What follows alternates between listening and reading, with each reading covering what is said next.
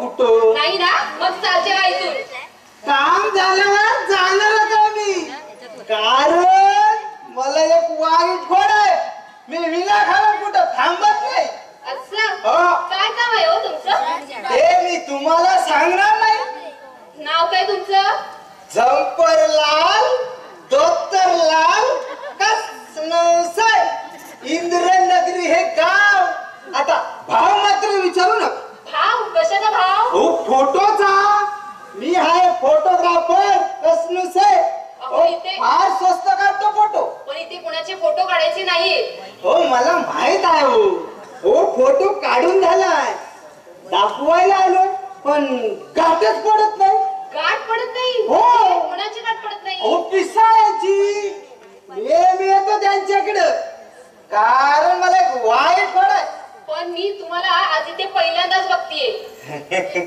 आज मला पाहिलंच ना परत तुम्ही मला विसरणार नाही कारण माझी एक वाईट ख्याती आहे मला एकदा पाहिल्यावर ही लोक विसरत नाही तुम्ही शुद्धीत आहात का बेशुद्ध अवस्थेत माणसं बोलत नाहीत बाई साहेब हो त्याचं काय आहे मानाजीरावांच्या बुद्धीत बदल झाला आजकाल त्यांना फोटो दाखवला की ते शुद्धीवर येतात हो मला वागेल तितकं माल देतात माझी गरज भागते काय बोलताय तुम्ही हे मला काही समजेनासं झालंय मी मराठीतच बोलतोय बाई साहेब मी सुद्धा मराठीतच सांगते तुम्हाला आता घरात कुणीच नाही तुम्ही या म्हणजे घरात या परत यायला वेळ पाहिजे ना बाई साहेब आणि मला ये तुम्हाला एकदा सांगितलेलं समजत नाही का हो सगळं कळत पण झालं वळताच येत नाही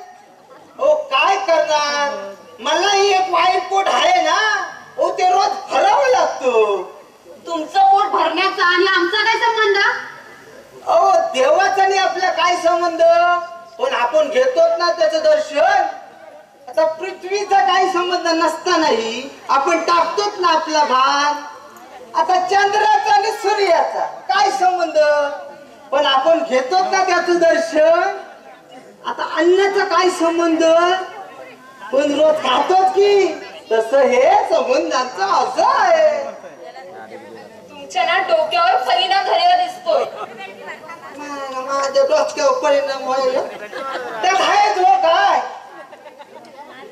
म्हणजे डोक्यात नाही बरं का पण पिस्तळ्याच्या घरात पाऊल टाकण्यात होणारा परिणाम हळूहळू समजायला लागला तुम्हाला हा माणूस की कशाला बरं का मला असले सल्ले देणारे तुम्ही कोण कसं चंपरलाल धत्तरलाल कसनसे तुमचा हितचिंतक हितचिंतक हो पण संबंध काय तुमचा अहो सांगितलं नाही का प्रत्येक गोष्टीला संबंध असावा लागतं असं नाही पण मानाची पिसाळ्याचा आणि माझा अगदी खोल खोल संबंध आहे आणि जोपर्यंत मी महाराजांकडे येत राहील तोपर्यंत तुम्ही अगदी निर्धास्त राहा यात तुमचा फायदा आहे माझा फायदा हो हो कसला फायदा हो तुमचा फायदा तुम्हाला समजत नाही यात माझाही फायदा आहे वायदा सांगत नाही पण तुमचा निश्चितच फायदा आहे अहो काय बोलताय तुम्ही एकदा म्हणताय तुमचा फायदा एकदा म्हणताय माझा फायदा तुम्ही ना कोणतरी भामटे दिसताय आमट्या ओ बाबा आमट्याने मी एकाच वर्गात होतो आणि मला भामटा म्हणतात मला भामटा म्हणण्याबद्दल स्वतःला चिमटा घ्या पाहून घ्या चिमटा मी मगापासून सांगते तुम्हाला तरी पण तुम्ही आपलंच घोडं दमटवताय ही चप्पल पाहिली नको नको अहो बायकांच्या चप्पल पाण्याची वाईट बळ मला नाही हो का तुम्हाला नसली ना पाहण्याची तरी खाण्याची लावते नको नको अहो अगोदरच बऱ्याच खोड्या आहेत ना आणि ही लोक पण माझी चांगली खोड उपयोगी पडेल तुमचे मानाचे पिसा अहो बोटाच्या इशाऱ्यावर गावाला नाचवतात पण माझ्याकडे काही फोटो आहेत त्या फोटोच्या इशाऱ्यावर मी त्यांना नाचवतो तानाजी पासून तुम्हाला धोका आहे. गरज भासली तर मला बोलवा, पण चप्पल घालण्यासाठी नाही.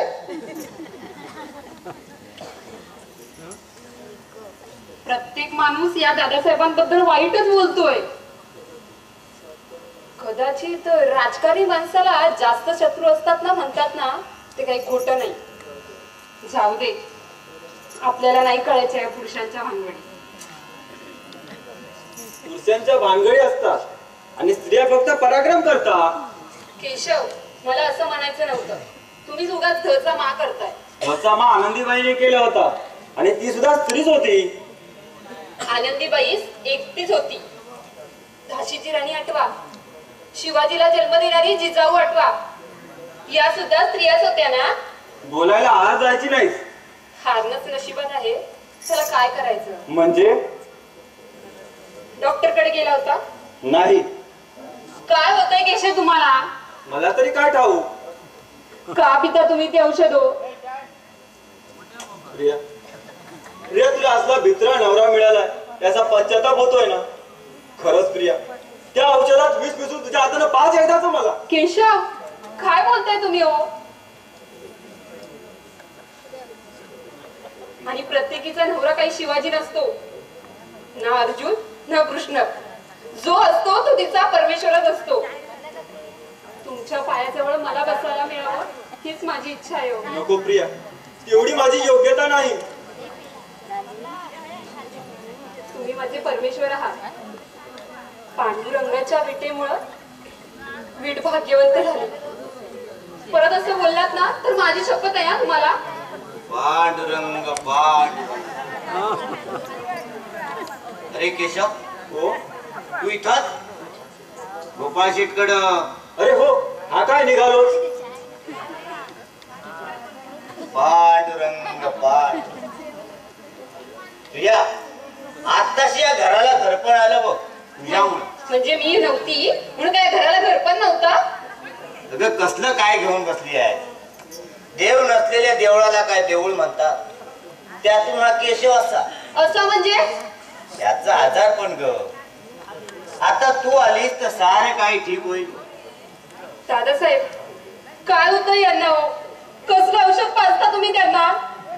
कसलं पाजतं? किती प्रयत्न करावे लागतात त्याला औषध पाजताना.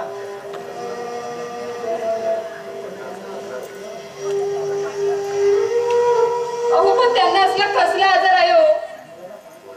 घोड्याला पाय बांधून ना ठोकतात त्याप्रमाणे औषध पाजता तुम्ही त्यांना. काहीतरी गैरसमज झालाय तुझा प्रिया.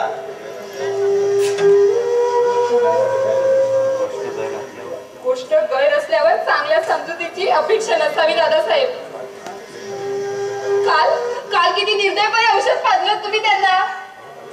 अहो, माझे पती माणूस आहेत, ते जनावर नाहीत. पांडुरंग पांड म्हणजे मी त्याचा वैरी आहे. तो तुझा पती आणि मी त्याचा कुणीच नाही. पांडुरंगा, काय दिवस दाखवलेस रे बाबा. त्यापेक्षा मला तू रोग का जडवला नाही. प्रिया, आजपासून त्याचं औषध बंद कर. पण परत मला मात्र विचारू नको. तसं नाही हो दादासाहेब. काय होतंय त्यांना? ऐक, माझी आई कॅन्सर सारख्या विलास नसलेल्या रोगाने गेली. ना इलाजानं वडिलांनी दुसरी पत्नी घेतली. पण केशवच्या जन्माच्या वेळी तीही आपल्या आईच्याच मार्गाने गेली. पुन्हा एकदा हा वाडा मोडका झाला. जीवनाच्या दोन्ही साथीदारींना वाचवण्याच्या प्रयत्नात कंगाल झालेल्या माझ्या वडिलांना वेळ लागला. माझ्यावरती सर्व भार पडला. तिन्ही सांजेची वेळ होती. मी बाहेर गेलो. घरात आलो तर आवानी केशवचा गळा धरला होता. तू मारलीस माझी पत्नी असे ते बडबडत होते. मी केशवला त्यांच्या हातून सोडवलं. केशव बेशुद्ध होता. मी त्याला दवाखान्यात नेलं. परत आलो.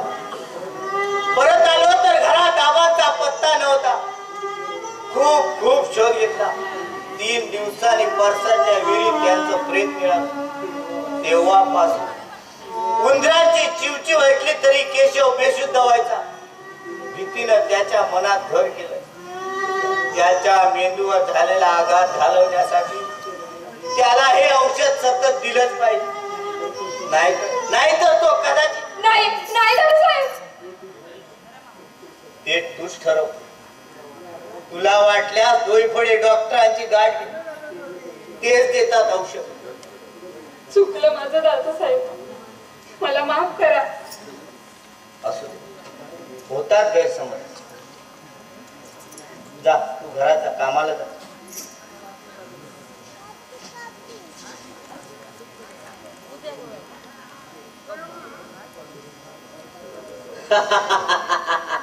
पांडुरंगा सोडवलंच रे मला कठीण प्रसंगातून. मालक एकदम सात मधली असते. काय झालं बा एवढं? ये नागू ये. अरे पांडुरंगाची कृपा होते कधी कधी. असं होय? मला वाटलं कोण गप्पा की काय. अरे माणूस मेल्यावर रडायचं असतं, हसतं का कुणी? अहो माणूस मेला रडते ती माणसं असते. आणि हसतं कोण? अहो तुमच्या जर का हैवान आग्या. पण मी तुम्हाला कुठं काय म्हणली या. पण सारं बरं ना हो. अहो रडायची वेळ कवा तरी. हे तू मला शिकवतोय? छे ओ तुम्हाला शिकवायला मला इतकं ज्ञान असतं तर मी इथं शान काढलं असतं. वय मेलं झालं असतं. काय झालं असता? जाऊ द्या. तुम्हाला नाही समजायचं वय एमएलए म्हणजे. ओ एमएलए म्हणजे लई मोठा पुढारी. तुम्ही नका विचार करू एमएलएचा. तुम्हाला माणसं भेटायला आली होती दोन, त्यांचा विचार करा. ओ एकाला एका दुनियातल्या वाईट कोडी होते, तो दुसऱ्याला माझं कुबरीचं बटन तोडायची कोडी. तो एक तो फोटोग्राफर कसनूरचे असला, पण दुसरा कोण असावा? काय म्हणत होते रे ते? मालक दोघांचं बी एकच पालतू. मालक कुठं मालक कुठं. पहिला एडा होता मालक, पण दुसरा लय पावर बाजत आहो मालक. हातात यो रामपुरी चाकू. काय म्हणतोस? खरं म्हणजे तुमच्या कोत्र्याच बाहेर काढला पाहिजे असं त्यो म्हणालो. आणि माझ्या कुबरीची बटन तोडून गेला. ओळखता तो हरामखोर. येतोय म्हणाला परत मालक. मला तर ब्याज वाटतंय मालक त्याने खरंच तुमचा कोत्रा बाहेर काढला तर आग्या. हरामखोराचं तोंड काळ कर. अहो आजकाल दुधलं या. कशाला उगाच काळ्या करीनी परत धुवा, काळ्या करीनी परत धुवा हेच करीत बसायचं. वय चालायला पाहिजे तू इथून. जातो मालक.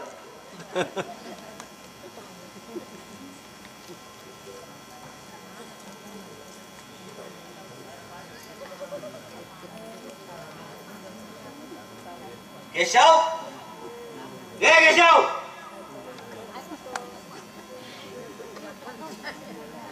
प्रिया कुठे आहे केशव?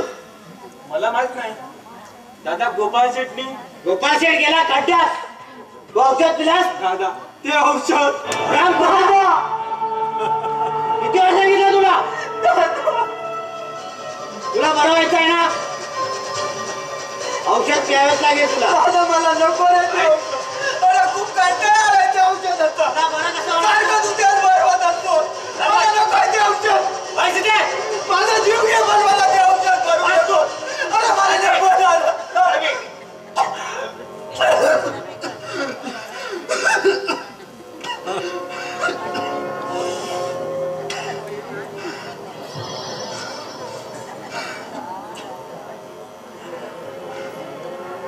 केशव, हे केशव.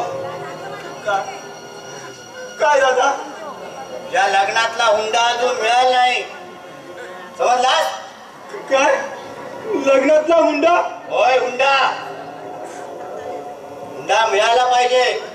निवडणूक जवळ आली आहे. मग मी काय करू?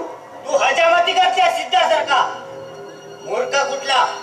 पण दादा. प्रियाला माहेर हुंड्याचे पैसे आल्याला सांग. हुंडा घेणं काही पाप नाही. तिला 50,000 रुपये आणायला सांग. नाहीतर काय दादा? या घरात राहायचं नाही सांग. सांगशील ना? हो सांगतो. नुसतं सांगू नकोस, काम झालंच पाहिजे. पांडुरंग पांड.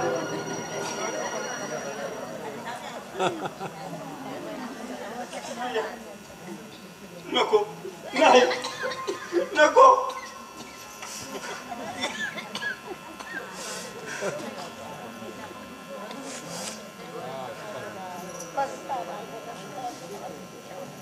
एकटेच काय करताय केशव? प्रिया, बस तुझीच वाट पाहत होतो मी. माझी वाट पाहत होता? हो, म्हणजे तुला एक महत्वाची गोष्ट सांगायचीच आहे, पण कसं सांगू तुला? म्हणजे केशव, तुम्ही अडखळताय. काही वाईट गोष्ट नाही ना? प्रिया, प्रिया मी असाही आहे ग. मी जी गोष्ट तुला सांगणार आहे तो अधिकार माझा असला तरी शब्द परके आहेत. सुहूर माझा असला तरी प्रेरणा परकी आहे. प्रिया, प्रिया बोल माझे असले तरी बोलविता धनी वेगळा आहे ग. समजलं.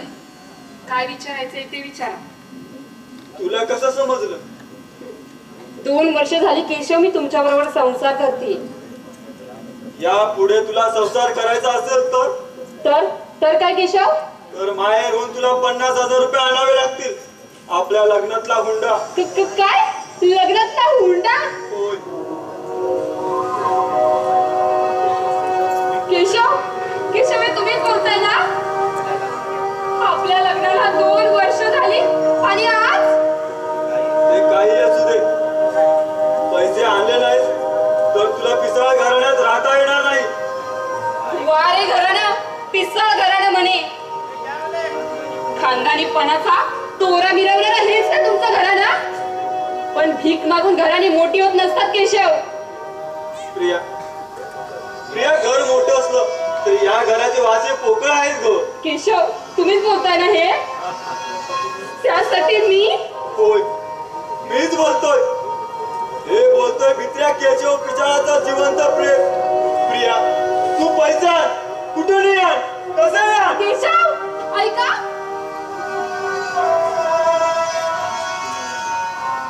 कुठूनही यार, कसंही यार. केशव तुम्हाला हे बोलवलं तरी कसं हो? गरीब बिचारा माझा भाऊ तुमच्या खात्याने डाग डवलाला भुलला. स्वतः कर्जात राहून त्याने बहिणीला सुखात ठेवण्याचा विचार केला आणि तुमच्या स्वाधीन केलं. पण तुम्ही? अहो तो स्वतः अजून बिन लग्नाचा राहिलाय हो. मी कोणत्या तोंडाने पैसे मागू त्याच्याकडे? केशव त्यापेक्षा तुमची पैशाची लालसा पुरी होण्यासाठी मलाच का विकत नाही तुम्ही केशव? मलाच का विकत नाही?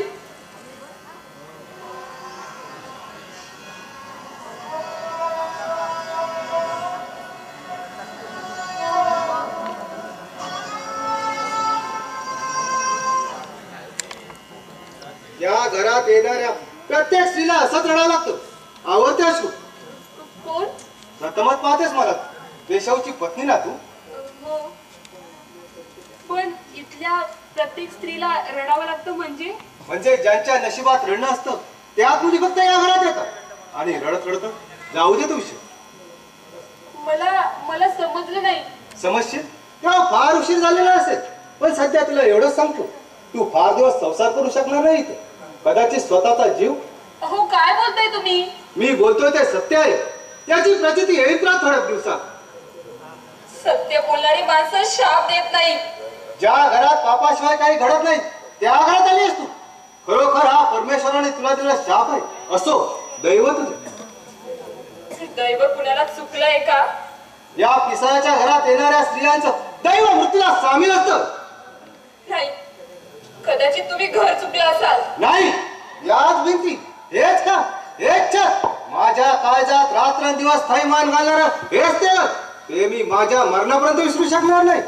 इथली हैवान माणसं या घराशी एकदा ऋणानुबंध जमलेत ते तुटणार काय? तुटत नाही बंध, सुटत नाही गाठी आणि घरही चुकत नाही. चुकतं फक्त आयुष्याचं गणित. सुखाची बेरीज करता करता नकळत वजाबाकी होते आणि हातच्याला उरते फक्त दुःख आणि दुःख.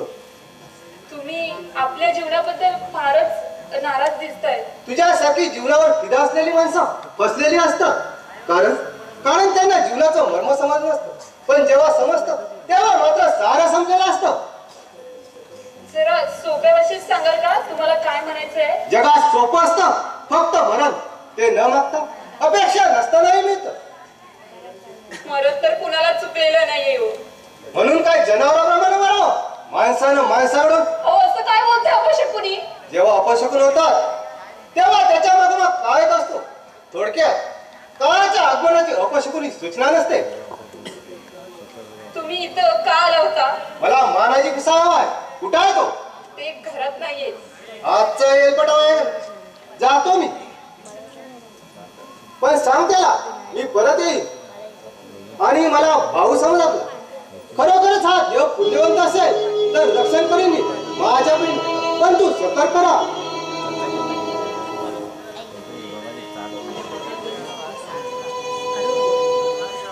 परमेश्वरा, अजून इथं काय काय ऐकायला मिळणार आहे कुणास ठाऊक.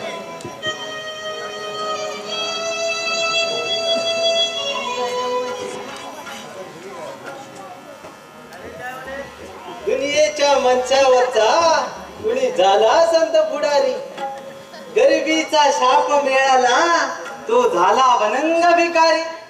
जो आला इथे तो गेला, जीवनाचा अर्थ ज्या कळाला. अर्थ लाभो या जगण्याला, मर्म सांगे फोटो आला.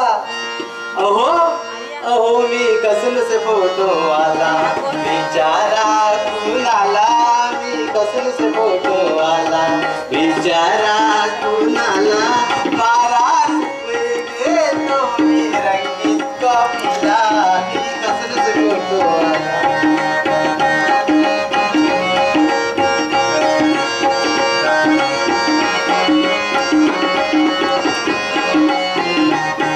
Love,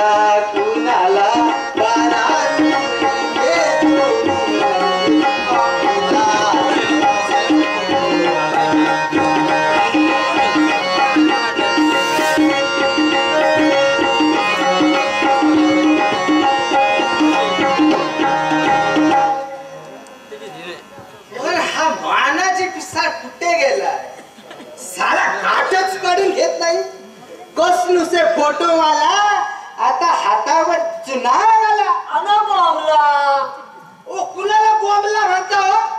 अगदी ओळख नसताना बॉम्बला म्हणता तुम्हाला चोंगडा म्हटला तर हो मी तुम्हाला नाही म्हणलो मग? इथं आलो पण पेटी विसरून आलो तेव्हा म्हटलं बॉम्बला पण काय हो तुम्ही मला कसं काय ओळखलं अहो कारण हे संतांचं घर भजन म्हणायला आलात ते पेटी विसरून आता टाळ विसरून जाऊ नका नाहीतर हो मी काय तुम्हाला बोललो की काय खात्रीने सांगतो हा?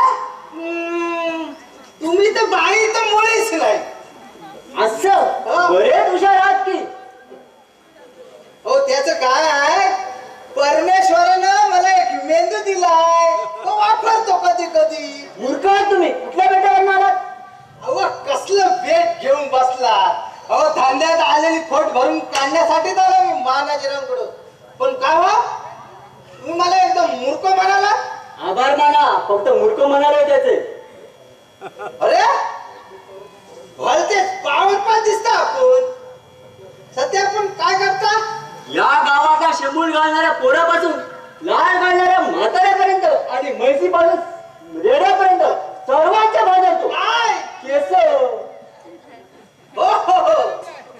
म्हणजे आपण हजामत करता हो पाण्यानं करतो तशी बिन पाण्यानं बी करतो तुमची करायची नको नको नको आनंद झाला तुम्हाला भेटून मिस्टर केस कापे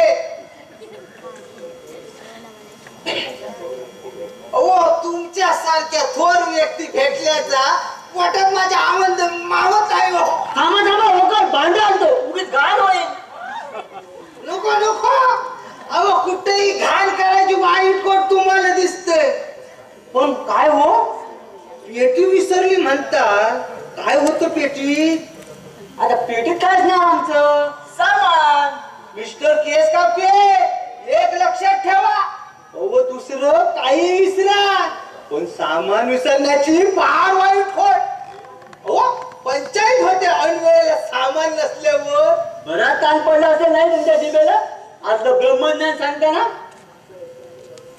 तुमच्या एकंदर वागण्यावरून माझी खात्री झाली काय तुम्ही मॅड आहात मॅड फसलास मला ओळखण्यात फसलास मी कसनूस आहे जंपर लाल धोतर लाल कसनूस आहे खसखस नाही हो. परत दुसरं काय करत हो या असे या. तुम्ही कानपाट फोडे का अहो केव्हाच्या मी तुमची वाट पाहतोय आईला तुझ्या अरे आमच्याच घरात आमचीच वाट बघतोय. हो मानाची पिसाळ कुठे आहे ते सांगा यांच्या वरातच काढायचे आहे अरे दिवसाचं पण बघायचं सोडा आणि तुला हलायचं बघा हलायचे बघा तुम्ही येडाय का बा? ठीक आहे या माझी वाईट फळं तर दाखवतात तुम्हाला दाखवा या मानाजीरावांना सांगून तुम्हाला जोड्या करतो मिस्टर कानपाट फोडे आणि या केस कापण्याला वाटतो हा पेडे आता जातो का कानपटला करायला पाहिजे ना जातो जातो जा मग अरे नागेश मग किंपट फुटले ते जोड पाहिलं मंजिरा ना तुझं काय म्हणली का तुला बोलली नाही काही मग चप्पलच काढली तर ती चप्पल म्हणजे प्रकरण लय गंभीर झालायचं म्हणायचं आता अरे नकूचा तुझी ऐकणार ना म्हणा नागू नागू बरंच पेटलेला दिसतोस आता काय करणार तू नागू नकूचा मोर उभं राहणार ना तिचं कानपाट फोडणार ना फोडलंच पाहिजे असल्या मुलीचं कानपाट फोडत नाही रे मी सरळ तिचा पाय धरणार आणि सांगणार नकूचा मी तुझ्यातून जगणार नाही मला अंतर देऊ नका ग हात रे नाग्या बोडच्या त्यापेक्षा जीव दे जीव असून तुझ्या जिंदगीवर अरे त्या फोडतूस मुलीचा पाय धरण्यापेक्षा नाग्या अरे नरड्यात बडकाटून नेला असता तरी फार चांगलं झालं असतं लोक म्हणतील तरी बिचारा नरड्यात बडका अडकून नेला अरे त्याच ना बहादूर आहे तू आता मला काय सांगू नको चिटबा बरं चल आता चल तुला वाचू शकतो फक्त तुझा चल नको सगळे जाऊया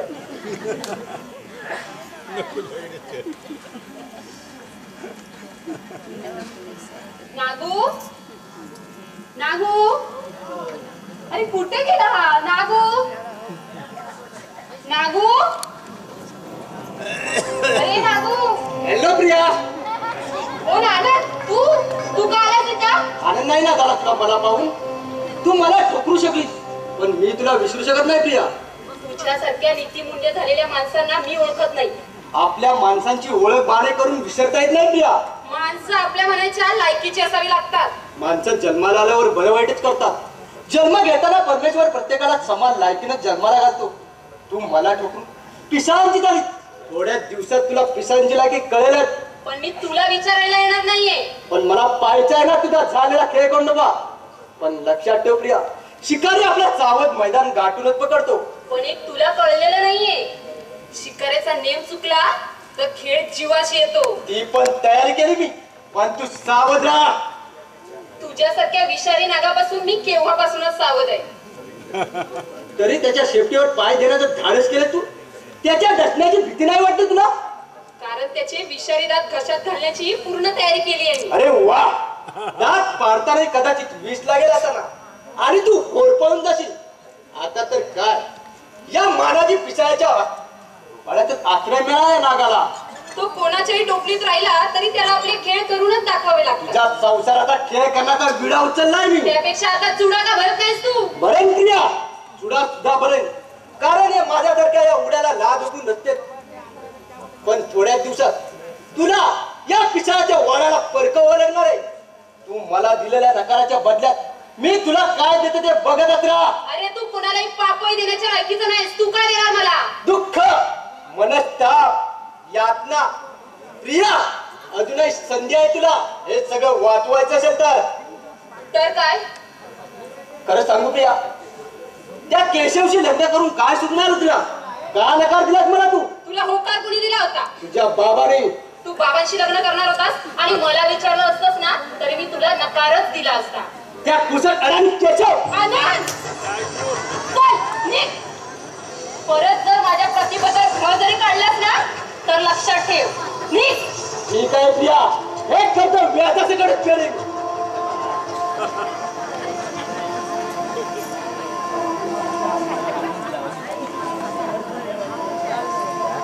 प्रिया, तू रडतेस प्रिया? का? नाही भाऊ, सहज रे. तुझी आठवण आली म्हणून डोळ्यात पाणी आलं आणि नेमकं तूच हजर झालास बघ. माझी आठवण? का ग? काल रात्री मला स्वप्न पडलं. स्वप्नात तूच आलीस. सकाळी उठलो आणि तडक इकडे आलो. तू व्यवस्थित आहेस ना? अरे हो, अरे मी पिसाळ्यांची सून आहे. मला काय कमी आहे इथे? आई बाबांच्या ऋणातून मुक्त झालो, सुटलो. पण मला सतत आठवण येते रे भाऊ तुझी. माझं लग्न करून तू माझा उद्धार केलाय. पण मला तुझा आधार हवाय रे भाऊ, आधार हवाय. वेडी कुठली? अगं त्याशिवाय तुला स्वप्नी पाहताच मी इथं आलोय. हे बघ, इतकी हळवी होऊ नकोस.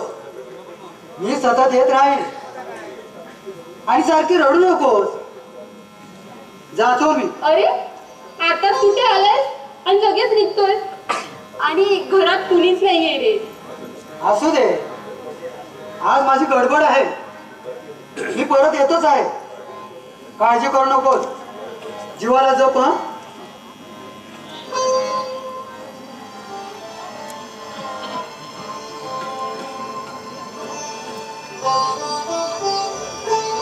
जीवाला जप. अरे कशाला जपायचं या जीवाला? कशाला जपायचं? कुणासाठी जपायचं? अरे इथं स्त्रीचा जीव फार भारी झालाय ग. हा जीव उडण्यासाठी आई वडिलांना कर्जात पिचत ठेवतो. हा जीव झिजण्यासाठी असतो, पिचण्यासाठी असतो, रडण्यासाठी असतो. किड्या मुंग्यांपेक्षा कमी किमतीच्या जीवाला कशाला जपायचं? तुला कल्पना नाही. पण हा जीव जपायचा असेल तर तर तुला 50,000 रुपये मोजावे लागतील. पण नाही, काही झालं तरी मी तुला हे कळू देणार नाही. माझं काही झालं तरी चालेल, पण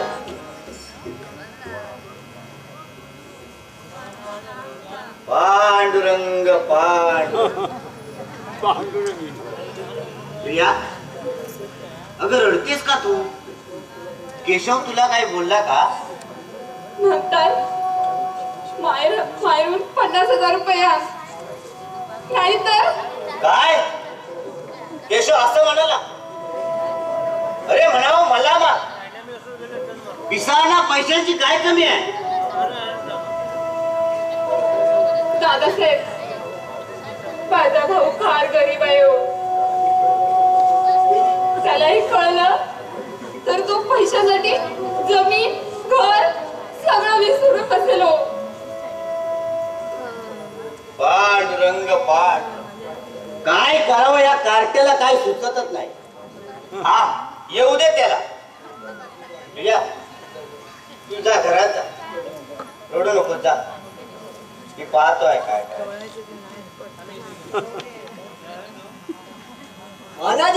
बोडकं झालं, बोडकं. आता आणखी नवीन? नाही, नवीन आहे, झालं पहिलंच. आता राहिलं जायला उरकून आलो. तुम्ही सुटला एकदाचे. अरे आम्ही संत माणसं, अडकत नाही चिखलातल्या कमळासारखी. खरं आहे, चिखल तुम्ही करायचा आणि हाताला बरबटा आमच्या. द्या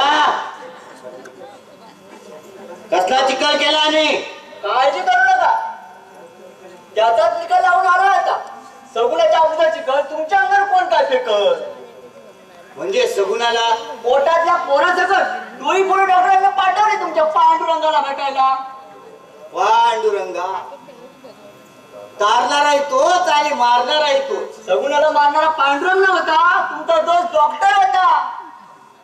अरे सिद्धू, डॉक्टर सुद्धा एक परमेश्वराचं रूप. सुटली बिचारी एकदा. अशा बऱ्याच जणींना तुम्ही सोडवलं असेल नाही? द्या असं डोईपोर डॉक्टर म्हणत होते. मी त्यांना म्हणलं, जया अंगी मोठेपण तया यातना कठीण. काय खरं का नाही? खरंय, लोकसेवेचं व्रत हाती घेतलंय ना, सेवा सोसावंच लागतं तेवढं. काय करणार? फार त्रास होत असेल नाही सगळं स्वस्ताना? अरे काय सांगायचं तुला, अरे झोप सुद्धा लागत नाही. काय करणार? तुम्ही पांडुरंग पांडुरंग म्हणत आया बायांचं बोडकं करणार. द्या तुझी जीभ फार नुसतं मासाची आहे, अडकू नाही दिला. म्हणत म्हणतोय आवर घाल तिला. माझ्या एकेच्या जिभेला आवर घालून काय होणार? दायगुड्याचा खून झाला असावा असं सगळ्या गावाला जेव्हा बोंबलतात, त्याचं काय? धायगुड्याचा खून केला कोणी? मला काय माहित, म्हणजे ते तुमच्या पांडुरंगालाच माहित. लोक म्हणतात हा खून मानाजीराव पिसाळ. द्या नाही, पिसाळाच्या गावात घडलाच कसा? पिसाळ शोधून काढणारच. असं होय? अरे मला वाटलं स्वराच्या मनात चांगलं. बरं, मी निघू का आता? सिद्धू, गावात कोण काय बोलतंय त्याच्यावर नीट लक्ष ठेव. हो, आणि सतत कळवत राहा मला. चालेल. ये तू. ओके, ठीक आहे. पांडुरंग काय तरी केलंच पाहिजे. प्रथम पंचनामा पाहिलाच पाहिजे.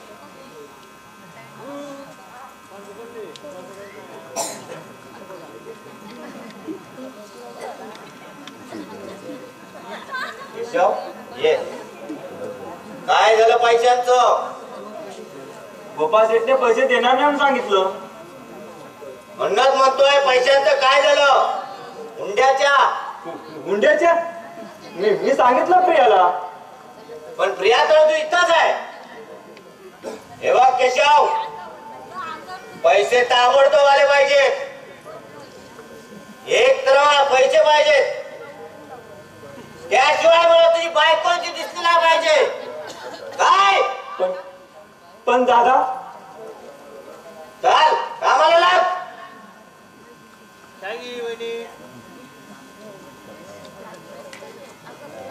हो आनंद, अगदी आठवण काढताच तुम्ही हजर. राहा दिवसाला आठवण झाली म्हणायची कावळ्याची. पांडुरंग पांड. हो गरज कधी कुणाची लागेल हे सांगता येते का? आज मला एवढं काम करा आणि पांडुरंग तुमचं कल्याण करू. आणि उद्या बरा, कारण घरात सर्व आणि वैद्य मरो. पांडुरंग पांड. हो मित्राबद्दल गैरसमज करून घेता नाही नाही, गैरसमज माझा नाही, आईगुडाचा झाला. त्याचा बंदोबस्त केलाच पाहिजे ना. हो म्हणून तर तुमची आठवण झाली. पोलिसांची चांगली बडदास्त ठेवा, कारण पोलीस सर्वांना एकाच तराजू तोलतात. संत तिथंच आणि महंत सुद्धा तिथं. आता प्रश्न आहे तो फक्त प्रियाचा आणि केशवचा. त्यांनाही स्वर्गात पाठवलंस ते काम खाल्लास, पण आज मी तुलाच खाल्लास करणार आहे. कोण कोण तू? तुझा कर्तन काय मला ओळखलं नाहीस? अरे मी पडलो संत मान, तुला कसा ओळखणार मावाल्याला? अरे नरकात वावरणारा संत आहेस तू, संत. परंतु मला खंत एवढीच वाटते, विचारे संत बनणार झाला तुझ्यामुळं. पण संबंध काय तुझा आणि माझा? नसायला पाहिजे होता, पण झाला. तो तोडायचा मला. तुझ्या मृत्यूनंतर आपला संबंध संपणार आहे. माझ्या बहिणीच्या ऋणातून मुक्त व्हायचंय मला. म्हणजे तू राम राम राम माझा आहे. आता किती वेळा राम म्हणाला तर तुझा वाल्मिकी होणार नाही, कारण संधी मिळाली तर तुझ्या पांडुरंगाला लावशील. माझ्याबद्दल गैरसमज झालाय तुझा. माझ्याबद्दल तुझ्या मनात कोणीतरी भरवलाय. गैरसमज? स्वतःची पत्नी मारली, पांडुरंगाचं नाव घेत पांडुरंग पांडुरंग म्हणा साऱ्या गावाला पांडुरंग लावला. आणि आज त्या निष्पाप केशवला या उपरी हरामखोराच्या नादानं विषारी औषध पडतोय. काय म्हणायचं याला? हेच सांगतोय. ऐक,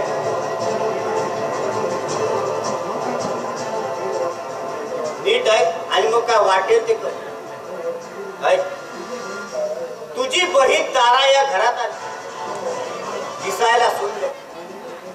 माझी पत्नी म्हणजे केशवला आई सारखी. तोही चांगल्या उघड्याचा तरुण. एक दिवस त्याची नजर माझ्या बायकोवरती पडली. त्याने तिच्यावरती अति प्रसंग केला आणि त्यातच नाही, केशव असं करणार नाही. तू खोटं बोलतोय. केशव घरातच आहे. बोलव त्याला, बघ घरातच आहे. केशव, हे केशव,